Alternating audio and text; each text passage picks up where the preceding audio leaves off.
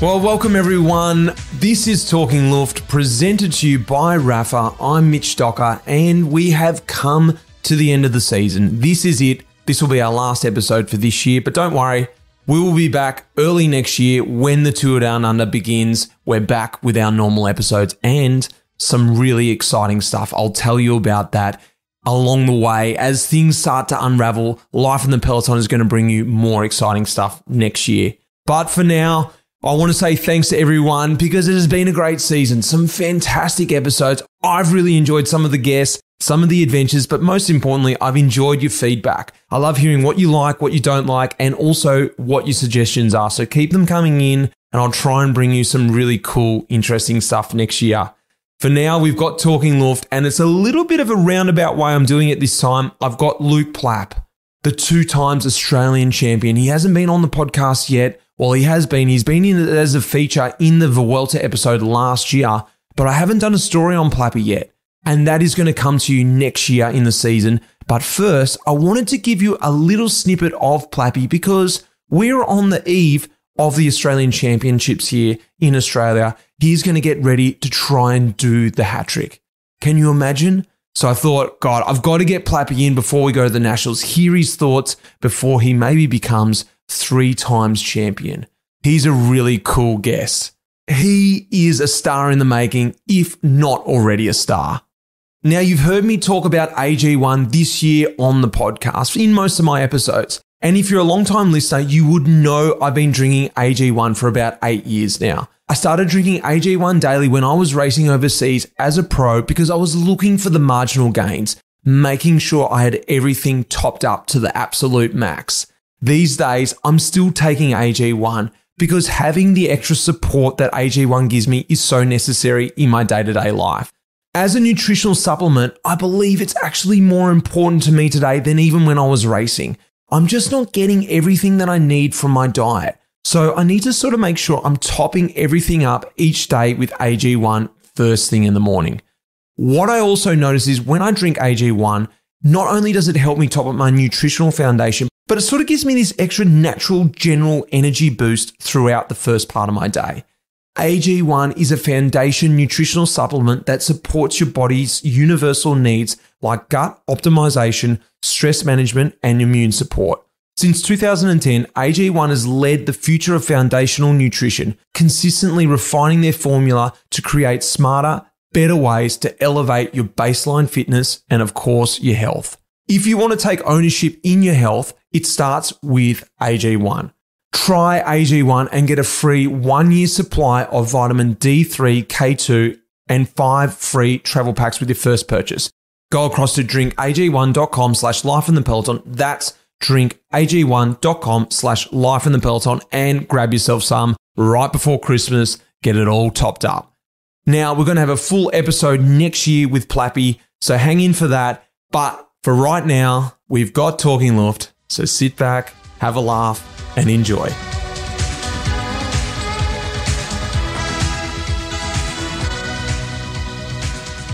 Luke Plapp, Talking Luft, mate. Welcome. Long-time listener, first-time potter. Set up the scene, mate. Where are we sitting right now? Greatest club in the world, in the Brunswick club rooms, overlooking the track with the big Brunswick logo. Pretty cold Friday morning in Melbourne, but nevertheless, yeah, where both of us started our careers. Well, you're in your second year pro right at the end. Mate, tell me, what's the off-season been like? Do you even do an off-season anymore? Like, I think you guys are ridiculous. Like, you just sort of have one day off maybe and then just get straight back into it. What's the off-season been like?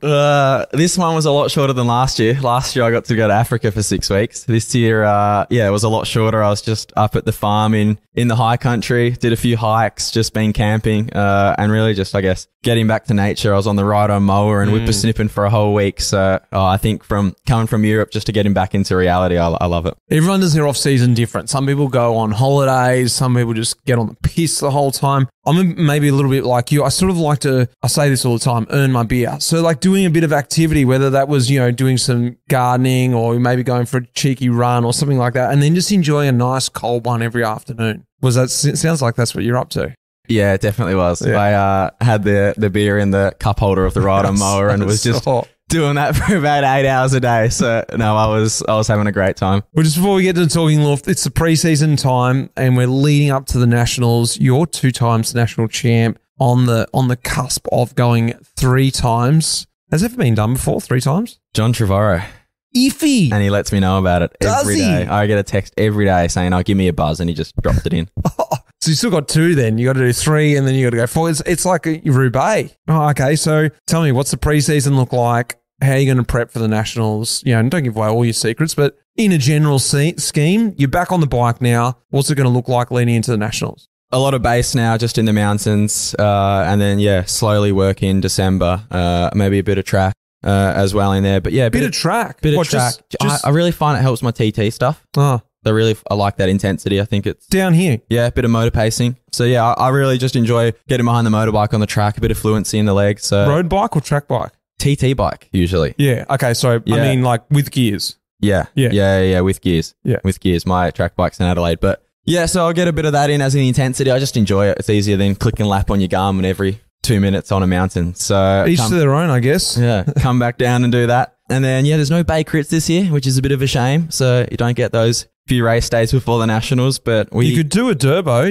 He in Girona used to recreate his own Bay crits and go out behind a motorbike and do an hour at Bay crit pace. Really? Out near the factories where the EF service course is. Oh, yeah. So you could do a Bay Chris. I'm sure Derbs would be up for it. Hit him up. We could get a few people organised. Well, the Derbs might be a bit busy this summer, but yeah. But I reckon we could get it. Cam will be our motorbike rider.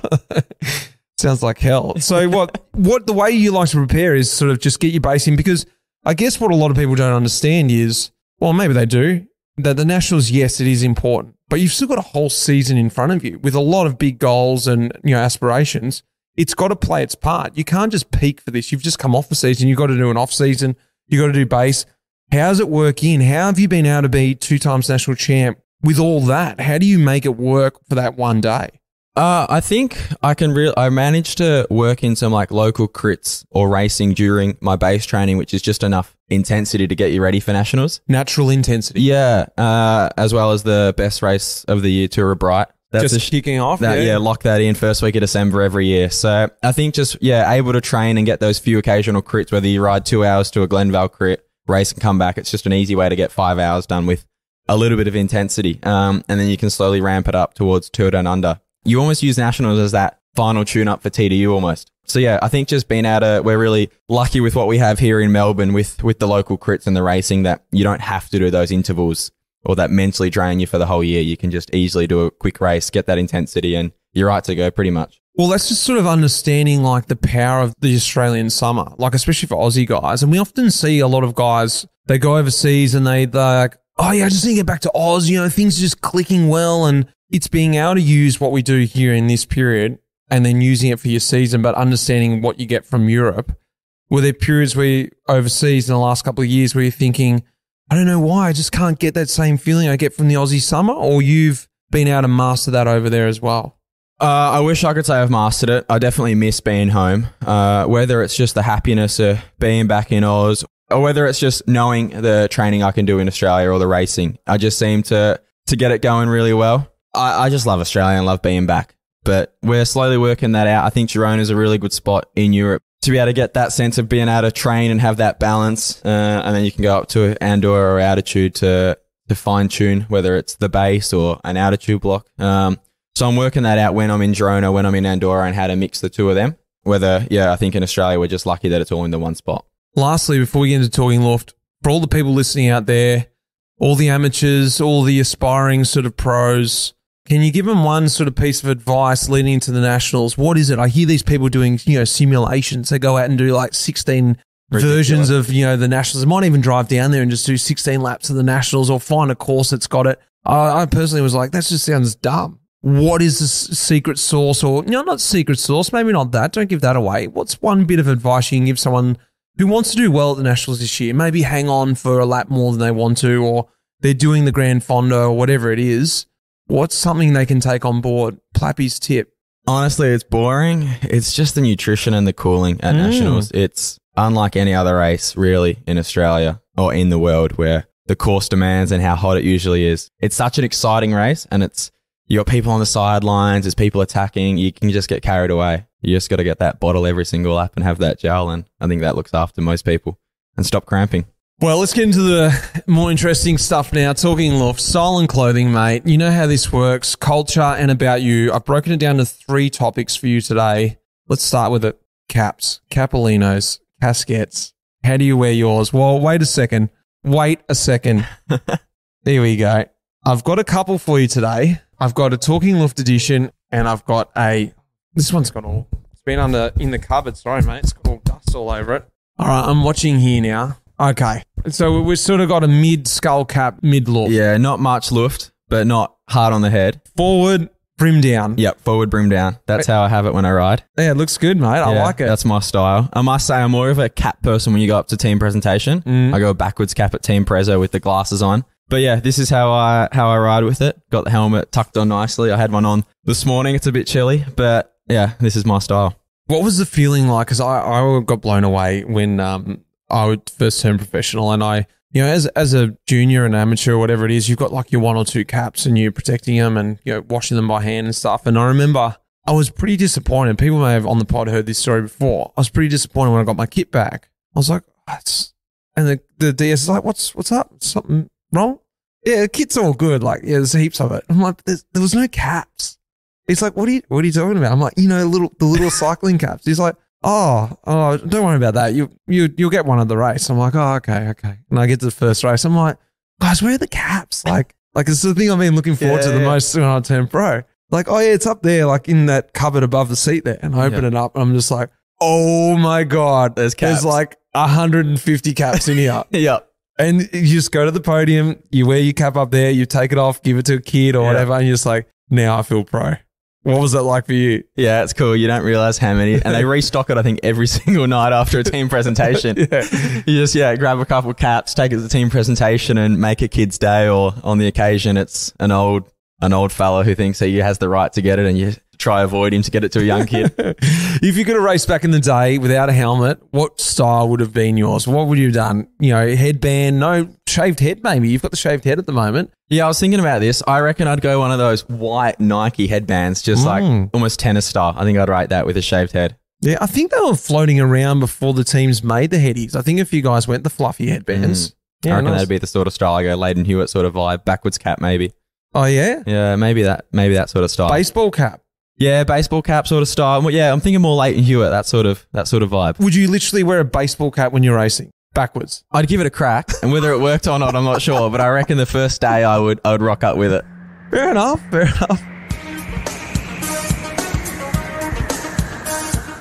All right, Plappy, the 2024 Federation University Road Nats around the roads of Ballarat and Buninyong is just around the corner. It's epic 5 days of racing, criterium, time trials, and of course, the big event, the road race, your favourite mate. 2 times winner, going for 3, Plappy, Luke Plapp. What makes it so good racing around Ballarat? I think it is the famous Mount Buninyong. The crowd's up there. As the day goes on, they have a few more sherbets and the atmosphere just gets brilliant. I love it, and you get a kick out of it every time. So get down this year, guys. Come down on Saturday and ride the famous course in the Australian Cycling Grand Fondo, the National Championships, and you get to experience that iconic Mount Buninyong climb the pros are going to do the next day. Then on the Sunday, kick back on the side of the hill, have a cold beer, and watch the elite men and the elite women's race. I certainly love being on the side of the hill these days. I didn't really love the Nationals because it's too hilly, too hard for me, but it's the best being on the side. As you said, Plappy, enjoying a few sherbets. This year, what are you looking forward to most? Trying to take out the third? Who's going to be the rivals? What's this feeling? You're feeling anxious? I am. I'm excited. I got a few more teammates this year with me, which would be a bit more exciting. But I can't wait to get back. It's the last one. It's a special race for me, and it's been there for so long. So let's hope that we can make this last year in Ballarat the best one. Mate, I'll hand you a beer on your last lap. Good man. Good man. Train in a sawn-off jersey, like a sleeveless jersey, or not? What's your opinion there? It has been done before. It's also been done with no jersey. Right. What, just bib and brace pulled up or tucked down? Tuck them down and put the jersey just behind them. Where have you done that? Girona, unfortunately. What happened? Did anyone call you out on it? No, I was doing it with Macy Stewart back in the day. We were going training. This was when I was the 2018 when I was there for Junior Worlds. Yeah, I think it was just sunny. The vibes were high. And that was my first time in Girona. You weren't even pro and you're doing things like that. Yeah, it wasn't great. I don't think I've done it since, to be honest. All right, all-time favorite kit and team. So it can be a combination. You can go, I loved everything about it. Like for me, look, I'd say Map 8 because I love the kit. I love the guys in the team. They had like literally 60 riders on that team. It was just the boss team. But you could just go, you know what? Green Edge, I love that team, the original Green Edge, but I hated that kit. What is the best sort of kit and team for you? Yeah, I was never, because I started cycling late, I never watched a whole lot of it when I was young I'm not really good at the history with it at all. It could be a new team today. It could be EF. You could love that Rafa kit. The first kit I ever got was the original Green Edge kit. OG. That was the first one I ever had. Super short nicks. Yeah, with the spiky green sort of line through it. Yeah. So that was the first ever pro kit I had. I think Dad still rocks around in it. We've both got one each. Nice. Yeah, so I reckon that's probably the way I'd go. I always looked up to Cam Meyer, so he was my idol growing up. So Green Edge it is. OG Green Edge. All right, let's talk about culture. Favorite rider of all time. You may have already said it. I think I would. I'd have to go Cam. Cam. Yeah. Kamikaze gets it. I love that. Favorite rider right now? I don't think you can go past Poggy. Okay. Just love the way he rides. Yeah, he's pretty good. That is a good choice. Best moment in a race. That moment where you're just like, could be anything. Could be the neutral zone, probably not. Could be the last kilometre where you get to the final Flamme Rouge. You're like, yes, I've made it. What is the best moment in a race for you? I learnt this when I was suffering through the Vuelta last year. It's when everyone's fighting for the break. Sometimes it goes for way too long. And it finally goes, the road's blocked. You sit up and you just find your mates and chat to them for the next half an hour. That moment's so good, isn't it? It's the best moment. You're like, oh, thank God it's gone. The worst in that moment I can imagine, I can remember, is it's gone. Is the break gone? Yeah, it's gone. It's gone. Oh, I can't buy into it yet. Not yet. I can't buy into it yet because you buy into it and then all of a sudden you're relaxing. Yeah. And it goes again. You're like, no. Yeah. Actually, a lot this year, I've been in charge of like making sure the brake's right. So I've been on the front row, like looking around, making sure we fill the road with the right guys. Like once it's blocked, you make sure it doesn't kick off again. Flip side, worst moment in a race. Hilltop start. Or when you have to get on a turbo before the start because it's going to be a hilltop. I think that's when you got to get to the start 15 minutes early, warm up, be ready for it. You know it's going to be hell. I can imagine you're not out the back. Like you still climb awesomely. So why does it still freak you out that? You're like from the track. It hurts everyone the same. It hurts it's still the hardest thing you can ever do. Yeah, because you never want to be in the last group, I guess. Yeah. Yeah. See, for me, I was more like, I don't even know if I can make the last group. So I was like, okay, I'm seriously shitting myself to stay in the race. Yeah, true. True. Yeah, right. Favorite race of all time? Maybe it's a race you've done. Maybe it's a race you haven't done yet. What is the favorite race for you? It's probably a bit cheesy or corny, but I just love the Australian Nationals. I really do. I think the atmosphere there or Wollonga stage at TDU. I just think both of them are close to my heart, but yeah, I just love the atmosphere that we have. You'd be happy Wollonga's back this year? Very happy. Very happy it is. But in saying that, I haven't done a classic yet. I've never raced a Belgium classic. So I feel like I haven't experienced the whole vibe of Europe or even been a pro bike rider yet. What about from the outside? Is it something you think you'll love? I'm talking about the classics now. No, because the worst race I've ever done was Bingo Bongo and this year. The Bing Bang Tour? Yeah. Yeah, well, you can't compare. Well, I did that and I said I never want to come back to Belgium ever again. See, I love the classics, but I hated, an eco tour, Bing Bang Tour, yeah. Cobbles or gravel? Jeez, that's a hard one. Cobbles. Wow, I don't think I like either, to be honest. Yeah. I don't think either work for me, but I'm really against gravel at the moment, so I reckon I have to go cobbles.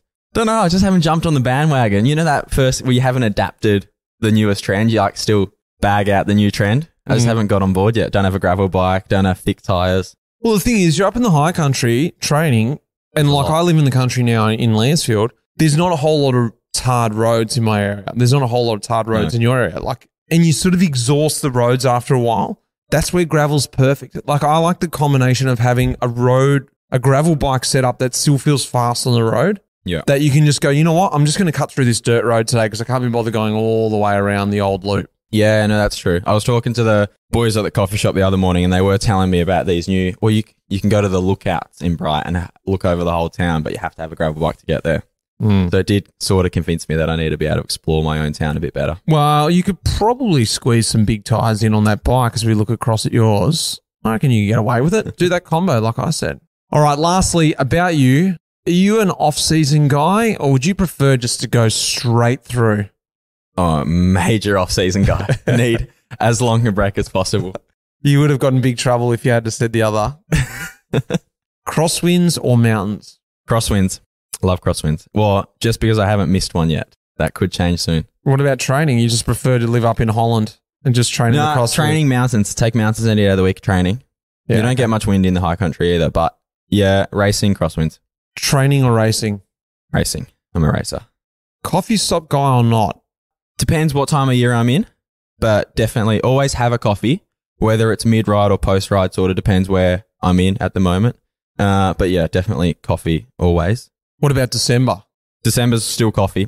December changes more to a servo stop, actually. Oh, no. So what time of year are you getting the full brew stop mid-ride, park it up, get yourself a Bocadillo? Yeah. 30 minutes later, order another coffee. All right, let's continue on. When are you doing that? Does that even exist anymore? Yeah, no, it definitely does. November is when I'm doing it in Australia, where you park up for as long as you want. Then December is some more of all right, let's refill at the servo or just get a servo meat pie. That's one of my things. And then in Girona, yeah, it's that sort of, as soon as I get over to Europe, go for those long rides and sort of build base again because you've already gone so hard for Australia. And then, when is it? August, September, when you start to get a bit cracked and you just need to park up for an hour at the coffee shop. It's getting less and less. Less and less. You got to get those bike computers off there. What coffee do you drink? A Magic. Magics, all round, all day. Love it. Or batchies. I'm either a Magic or a batchy or a filter kind of guy. We'll explain to everyone out there who doesn't live in Melbourne what a Magic is, because it's a ridiculous coffee that's got a new name. As you know, I've got a question about some coffee names in Melbourne. It is a double ristretto, 3-quarter latte, originated in Melbourne, only in Melbourne. And when you live in Europe for 8 months a year and you come back to Melbourne Airport and you go to the first coffee shop and can I have a Magic? It's just the best feeling in the world that they know what you're talking about. Well, I didn't even know you could probably get them at the airport, can you? Everywhere in Melbourne now. 2 years ago, no. Now it's, I'd say anywhere. Almost in Victoria you go. No way, not country Victoria. You can, in Bright you can, but it's a lot more touristy. Yeah. But they're coming. They're coming. And then batch brew the rest of the day. Yep. Batches. Okay, nice. Have you got a Mocha Master in Girona? No, I've got a Chemex. Oh, yeah. I really enjoy the technique, the pouring of the kettle and... Do you take coffee on the races? Always. Massive for it. Yeah, nice. What's your poison, mate? What's your drink of choice? Beer. Beer? Beer. What style of beer?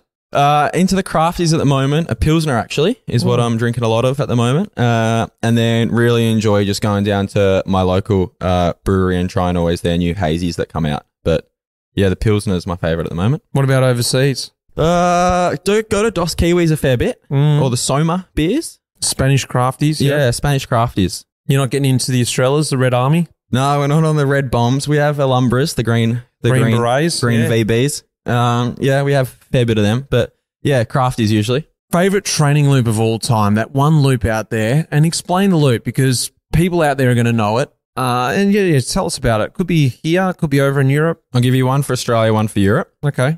Europe is the Rupert Loop. Oh, lovely loop. Yeah, tell us about that. So it's a massive loop with 2,500 meters climbing? Oh, you'd have to remind me. I've got fair bit of climbing, very undulating. But where do you start? Girona. And which way do you go? I go St Hilary first. Right, that's reverse Rupert then. Reverse loop. That was Steuven Hoff taught me this. He showed me the way to go. It's horrible though, that climb up from there. Why would you go that terrible. way? It's terrible. Because all the way from up to Rupert, practically, what's the town? I've forgotten it now. Vic, yeah. Yeah, Vic back up to, because you got to do that concrete climb. Yeah. Is that the way you do it? That's why I like the concrete climb. It's describe it to people. Imagine a cement truck has drove along this road with its spout pointing out and just doesn't know what it's doing and it's just dropping concrete randomly for 10K. It's painfully horrible, but it's amazing. You get a Bocadillo at the end. And then I like coming back that way because you just got the valley home. Yeah, nice. You don't go right around to Olot? No. I've done it once the long way, but I'm always too long. I would almost just call that Rupert out and back then. Maybe it is then. Maybe it is Rupert out and back. And then... Aussie? It's epic, but 3 peaks from Bright. Oh, cool. Which is, you head out from Bright, straight up Hotham? Straight up Hotham, down Dinner Plain into Omeo, back of Falls, which would go as the hardest climb in Australia, I'd almost say. Big call. It's hard. Yeah, it's hard. Can't be harder than Ball. Yeah, it's similar to Ball, just because it's longer. Yeah. And where you are in the day, 35 degrees, 150k in. And then descend down Falls into up Toowoomba and back into Bright. So it's 250k, 4,000 meters. How long does it take you to do that? 8.5 on an endurance day. Still a while. Still a long time. Cool. Just enjoy it. Get a good group. War story, mate. What's that one day that you've had? You've only been pro for a couple of years. Could be before you're pro. You know, that one day where you're like, this bloody day. Stage 20 of the Volta. Queen stage. So I'd been in Gruppetto. Yeah, last year. Been in Gruppetto basically every day since. And in neutral, it was getting a bit fiery. The car was going a bit quick in neutral. And it started up a 15k climb. And me and Caden Groves got dropped maybe 100 meters before neutral finished. Straight into this climb. And it's just me and Caden. Were you freaking? I was the scaredest I've ever been in my life. And there's 5,000 meters to go in this day. And Caden looks to me and he goes, it's going to be a long day. I said, well, mate, my teammates aren't coming back for me. I promise you that. So he called his whole team back. And we had Durbo, Lawson, Heppy, all the boys just chopping off full. Well, they nursed us up this climb. Took way too many risks on the downhill, and then we're in the valley the whole way after that. But it was like stage 20 of the Volta. It's like, you've made it this far. Like, you can't not finish. Did you think you weren't going to? Yeah, my team said, if on the team bus before, they said it's the first time they've only ever said what time cut was for the team, because it's like they don't usually have that problem. And they said, if you make it over the first climb, you'll be right. I got dropped before the first climb. And they said, well, we're going. So lucky Caden was there, eh? Yeah. So Caden serviced me. Those boys looked after me. We chopped off. We made it to the finish. And then the next day I was in the breakaway in Madrid, and and Caden was up there as well. We came back, but that was a day that I thought it was all over. I thought, I'm not going to finish my first Grandy. Oh, no. There's 160k with just me and Caden at this stage. But we had Durbo come back and pace us back. Mate, we've all been there. I think one of my war stories, I didn't think I was going to finish. Stage 20, same thing, first Grand Tour, mate. Tell me, what's the cheat meal? Might have been after this. What's that one meal where you go, you know what? I've been dieting for so long. That's it. I don't care. I'm having it today. What's that meal? I wouldn't say it's a cheat meal because I have it way too often, but a Parma. I just love a Parma, and I miss it when I'm away so much. Yeah. So just straight come back. Parma? Yeah, Parma and pint. Just come back straight to the pub, few pints. Tell us for everyone out there who doesn't know what a chicken Parma is, what is it? So it's a chicken schnitzel. You got your tomato paste, like your pasta tomato sauce on top with a layer of ham and then cheese grilled on top. And it is just the best meal in the world. Yeah, I've eaten much too many since I've been back in Australia. Best bike of all time. What's that one bike that you just love? I don't know. It doesn't have to be the fastest. Could be the fastest. Could be the best one. Could be just this one that connects with you. What's your favorite bike of all time? I think it's probably the surprise giant Trinity I got that was custom painted for me after my TT win. Cool. I think that was just something. It was my first custom bike. It was the first race that I really targeted. And it was just a nice present that I got. Lastly, mate, so far for you, what's the best thing about riding a bike? What's that one thing that you just love? You're like, I just love riding bikes. I think being out in the nature and being able to really connect, whether it's some days it's terrible head noise, but some days you just love it and it goes really quick. You're just in the most amazing places. I think that's why we're so lucky in Australia. It's such a beautiful place to ride, especially up in the hills. And you can get mates, you can go for chats, you can talk shit, you can finish at the brewery, you can go have a coffee. Yeah, it's just a really great way to connect. I'm really lucky that I can do it with Dad as well, and that's how I started and started going to coffee shops with him. I think it's just a great way to start as a young kid, and it doesn't really stop. You've got your mates now when you're 30, 40 still going for rides and enjoying it just like you did when you were 15. Awesome, mate.